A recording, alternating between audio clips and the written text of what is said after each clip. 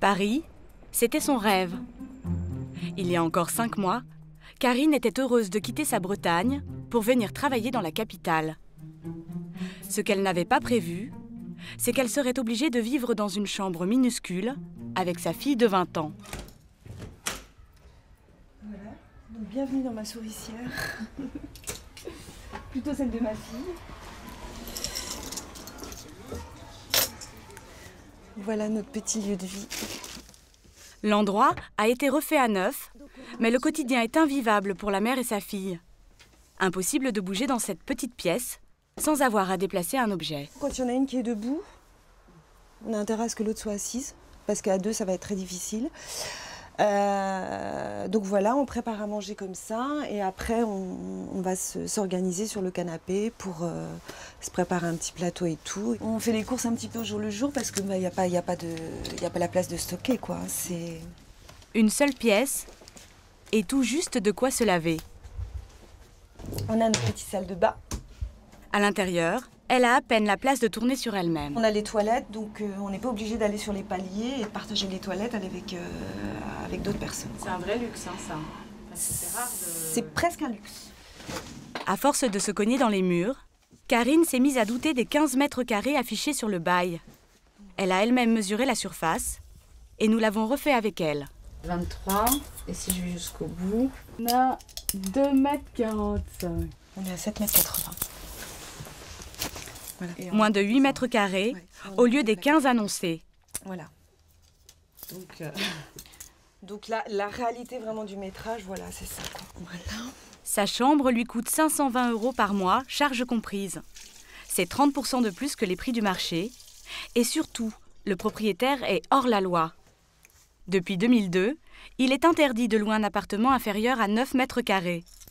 Karine voulait porter plainte, mais sa fille l'en a dissuadée pour le moment. Ma fille me dit, bon, elle a un petit peu peur, elle me dit, mais qu'est-ce qui va nous arriver? Est-ce qu'on va être mis à la porte? Voyant la difficulté que moi j'ai à trouver un logement, voilà, après c'est toute une question ça finit par faire peur, quoi, en fait, de défendre ses droits. Ouais. Car elles le savent, avec la crise, les micro-logements comme celui qu'elles occupent sont très recherchés pour leur petit loyer. 300 à 700 € en moyenne. Il y a quelques années, ces mini-studios étaient surtout loués par des étudiants. Mais devant la flambée générale des loyers, une autre catégorie de personnes s'est rabattue sur ces petites surfaces. Ceux qui ne gagnent pas assez d'argent ou ne présentent pas de garantie suffisante aux agences immobilières. Certains propriétaires peu scrupuleux n'hésitent pas à exploiter la pénurie de façon scandaleuse. Cette semaine, plusieurs affaires de micro-logements indignes ont défrayé la chronique. Dans un de ces immeubles du 14e arrondissement de Paris, une dame vivait avec son bébé dans une pièce de 4 mètres carrés. Après 2 ans dans ce réduit, elle a fini par porter plainte. Étrangement, ces situations choquantes ont pour cadre de beaux immeubles dans les quartiers les plus recherchés. Comme ici, rue de Lappe, près de la Bastille. A priori, l'endroit a tout pour plaire. Un coin agréable et derrière cette porte cochère, un petit immeuble donnant sur une cour arborée. Pourtant, quand on monte dans les étages, on découvre des conditions de vie d'un autre siècle. Un professeur de dessin a vécu ici pendant 17 ans, dans des combles aménagés de seulement 2 mètres carrés. Derrière la porte, voilà ce qu'il louait pour 380 € par mois. Le seul endroit où il pouvait se tenir debout, c'était près du mur de gauche. Le voisin d'en bas en est encore choqué. Parce que moi, je suis pas très grande. Et oui. Et si je mets comme ça... Qu'est-ce que vous voulez qu'il y ait comme surface? Rien du tout. Je peux pas tenir debout. En face, une chambre jumelle qui, elle, est encore habitée. Excusez-moi, il y a quelqu'un? Quand il nous ouvre, le locataire est courbé. Impossible pour lui de se tenir debout. Parce que là, vous avez pas mal au dos à force de vous tenir comme ça à chaque fois. Si, mais un peu, enfin, j'essaie de faire du sport un peu. Des fois, si, je le ressens, bien sûr. D'accord. La propriétaire habite tout près dans un autre immeuble. Nous sommes allés la voir. Elle n'a pas voulu répondre à nos questions, ni même ouvrir sa porte.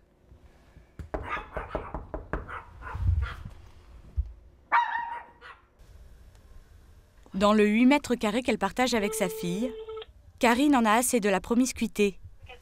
Depuis 5 mois, elle cherche un autre studio pour y vivre seule. Je vous en prie. Elle gagne correctement sa vie. Ses revenus de maquilleuse tournent autour de 1 400 € par mois. Pourtant, les agents immobiliers lui demandent des garanties impossibles à fournir.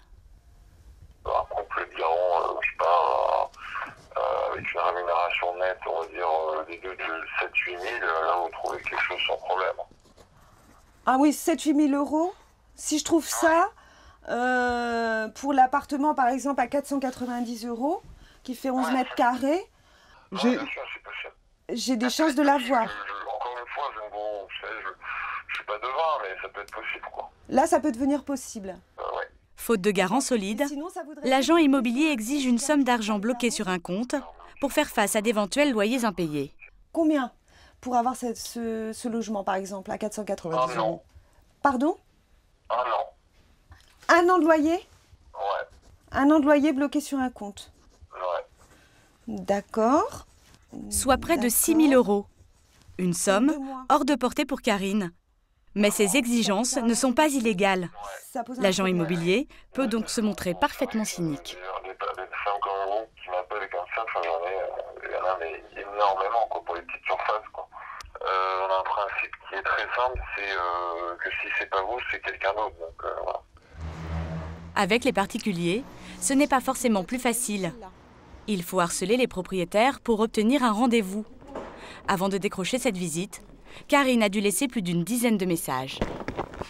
Voilà, 9 mètres carrés, donc c'est petit. Je préfère le dire tout de suite, parce que des fois, on ne se rend pas forcément compte.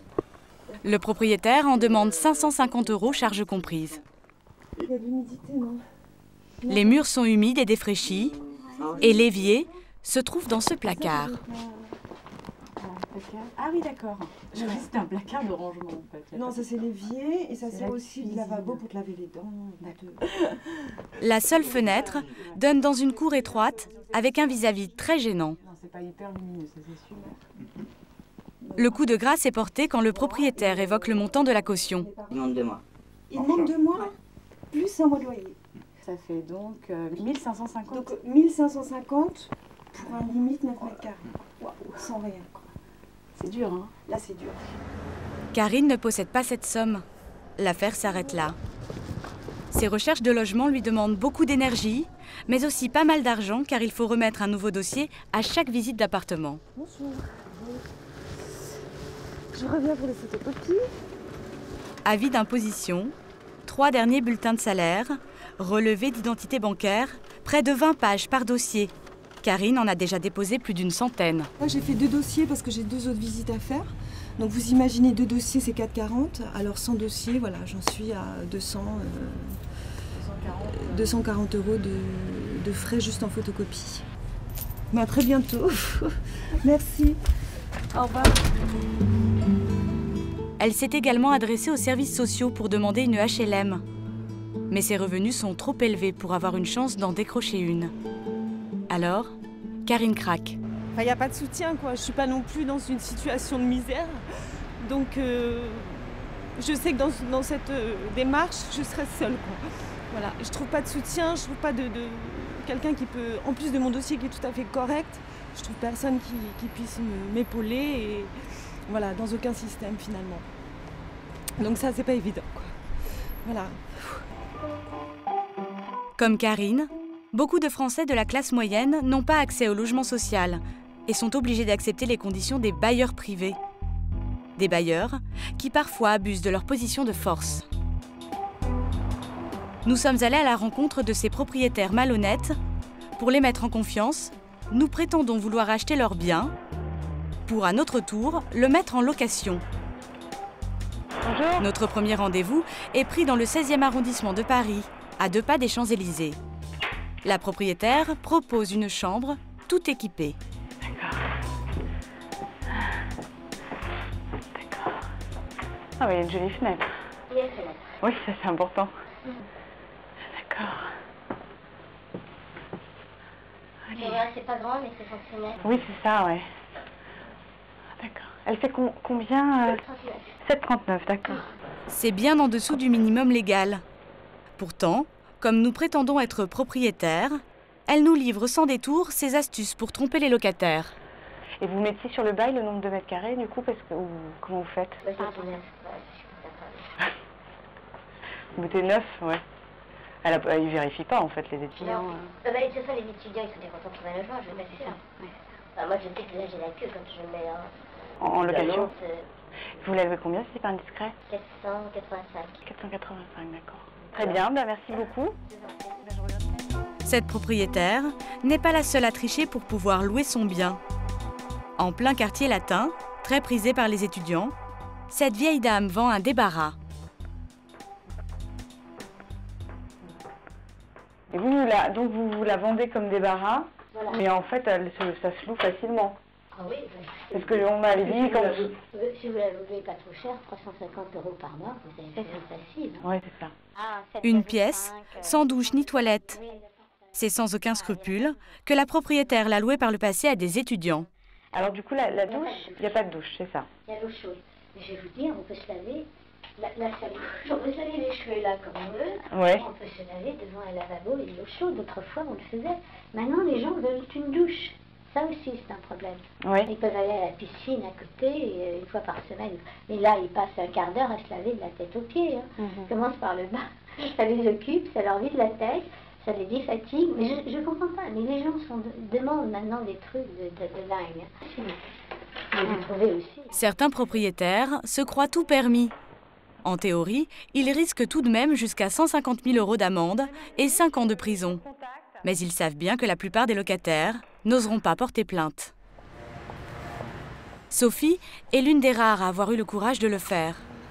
Avec son avocat à ses côtés, elle a réussi à faire condamner son ancien propriétaire. C'est ici que cette consultante a vécu 5 années de galère.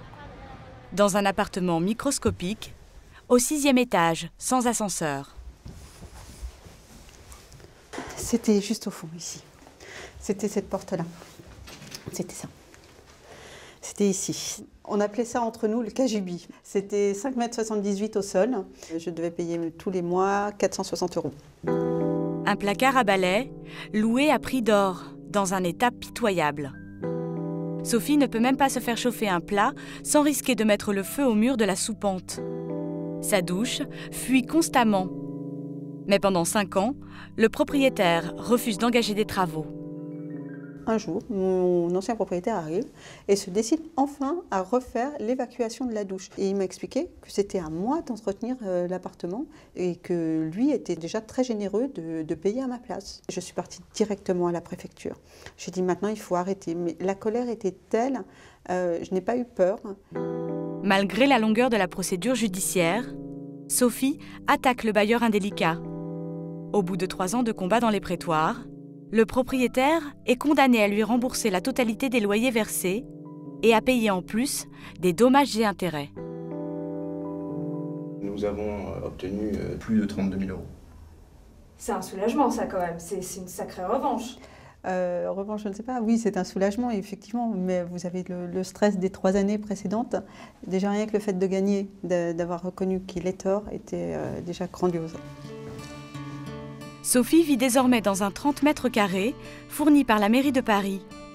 Quant au propriétaire, cette affaire ne lui a visiblement pas servi de leçon.